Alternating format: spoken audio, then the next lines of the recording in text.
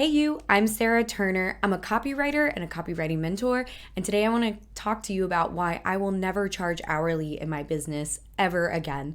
And it's really, kind of crazy, I think, to make such a bold statement. I usually don't say never ever, but it's now been a few years, so I feel like I can pretty confidently say that this isn't going to happen again.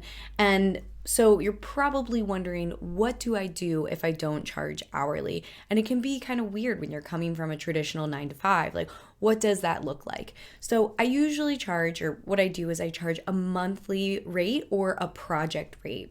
And I always outline deliverables and set expectations.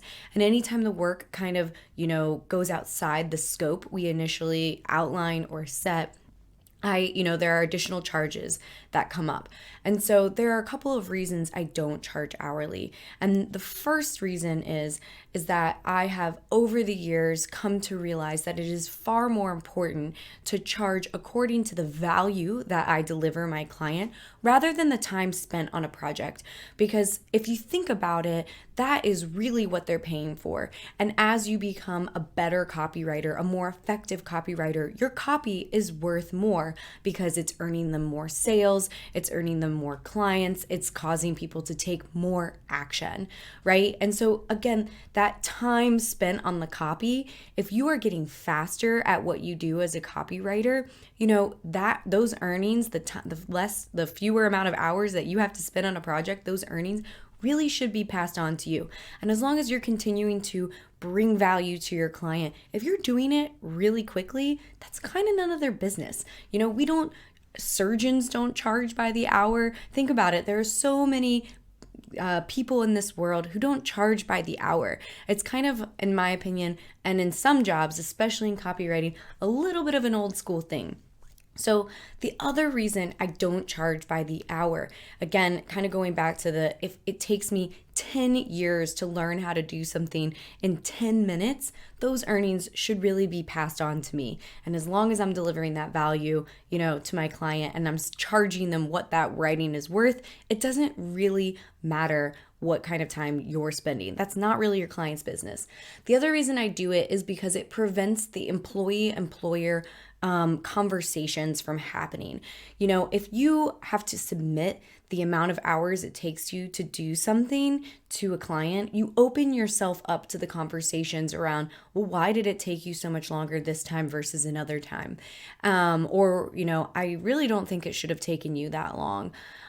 So it prevents that exchange from happening. It also sets yourself up as a business owner, as somebody who's delivering the value, and as somebody who, they don't really have the choice to kind of micromanage your time or tell you how things should be done.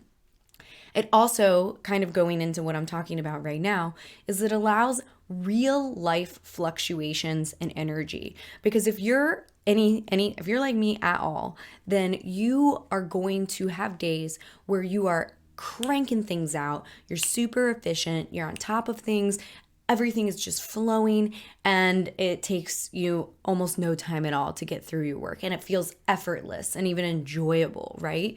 And then you're going to have days where it is a slog. It is hard work. You are, having to take lots of breaks. You are just like not really getting the words out as quickly or as effortlessly as you have in the past. And if you are checking the clock or feeling like you have to, justify why those days happened or even have the conversation around them, that is going to affect your work, or at least it does mine. So it is totally normal. We are not machines. We are humans to have days where the work comes more easily than others. And so by not charging hourly, you allow for that to happen. You allow, you give yourself some breathing room, and it prevents you from feeling the pressure of clocking time. Because I definitely think it is one of the best things you can do for yourself as a writer in general is push through those times and continue working. Don't always write when you're feeling inspired. Write through those times, log the hours, do the work, and continue to show up, because those are the moments where you actually become a better writer. That is something that I firmly believe in, and it has been so true for me. So But that protects you, right? That gives you that space to do that, to kind of go through that experience without the pressure of a client breathing down your neck. So, with that in mind, that is why I never charge hourly, and I would really encourage you to do the same. I will say that there are some cases where there's ongoing work and it might make sense to do an hourly rate, but I'd really encourage you to try and think differently and try and figure out how you can charge more per project rather than hourly. I'll also say that I do have a secret hourly rate that I kind of keep in the back of my mind when I'm coming up with proposals, because I often get asked a lot of questions about proposals. And so sometimes, like at this point in time, because I've been doing this for so long, I know generally about how long the range of time in which a project like I will take me to do. And so I have this secretly hourly rate that I kind of keep in the back of my mind when I'm calculating what I want to charge per project. So that is something that I encourage you to also do, because another great side benefit, and this doesn't really have anything to do with not charging hourly, but another benefit of having a secret hourly rate that you kind of use to price your projects is that you'll learn to say no to anything that isn't going to meet that hourly rate. So it's kind of setting a bar for you, right? So this is my bar, and I'm not going to say yes to anything below it. And then that is how you continue to grow, and you continue to grow, honestly, exponentially. Because really, when you are in charge of your day and you are a copywriter and you're responsible for your journey and, becoming better at your craft, you get the wonderful opportunity of being able to grow exponentially. That is why I love this, and I think it's such a great fit for so many people.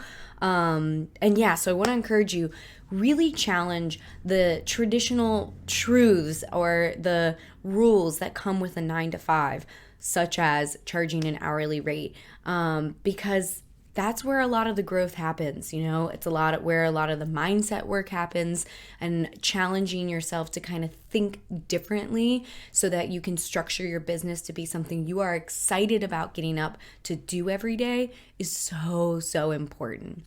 So I hope that helps. I would love to hear in the comments what you think. What did it feel like when you stopped charging hourly, if you've done that?